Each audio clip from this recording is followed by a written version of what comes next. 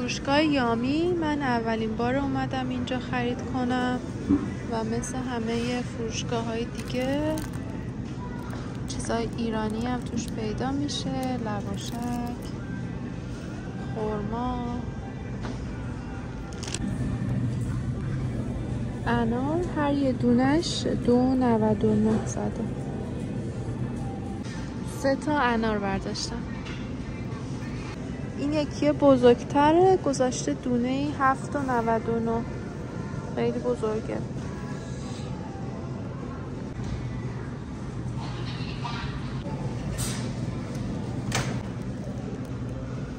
انگور پوندی 3.99.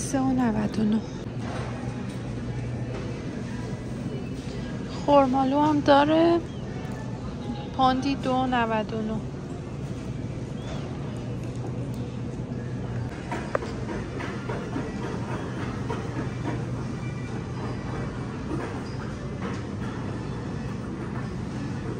نارنگی پوندی 4.99. خب من 3 تا نارنگی برداشتم. لیمو شیرین پوندی 2.99. قیمتاش نسبت به فروشگاه های دیگه یکم من فکر میکنم بالاتره. 4 تا برداشتم. سیب پوندی 1.99. من 3 تا برداشتم از این سیبه. این سیبه هم باز 1.99.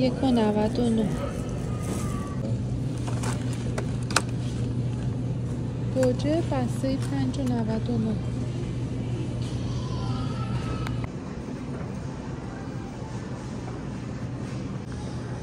موز پوندی 1.29.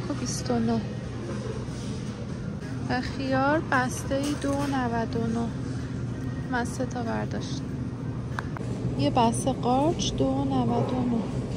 دلمه پوندی 3.49. من یه دونه برمیدارم. یه بسته جعفری برداشتم با یه بسته پیاز، یه بسته پیازچه و یه بسته گیشنیز برداشتم. هر کدومش تقریبا کیلویی 1 خورده ای 2 خورده ای. پیاز پوندی 1.99. یه بسته هویج 2.99. لیمو پوندی 79 سنت. اینجا یکم قیمتاش بالاست، برای همین دارم از هر چیزی کم برمیدارم. نارنگی پوندی 2.99. من 4 تا برداشتم.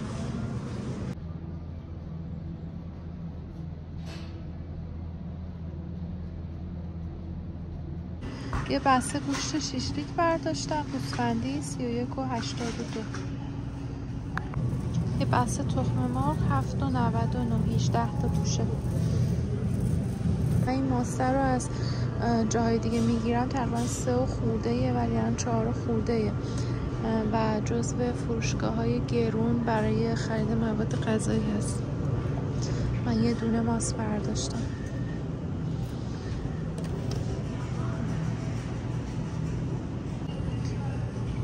یه دونه شیر برمیدارم، کوچیکش 3.49. تقریبا چون همه چیز اینجا گرونتره و همون نسبت هم خلوت‌ترم هست، اونقدر شلوغ نیست. برای قهوه فوری من معمولا از این برمیداشتم ولی این سری اینو برداشتم. $14.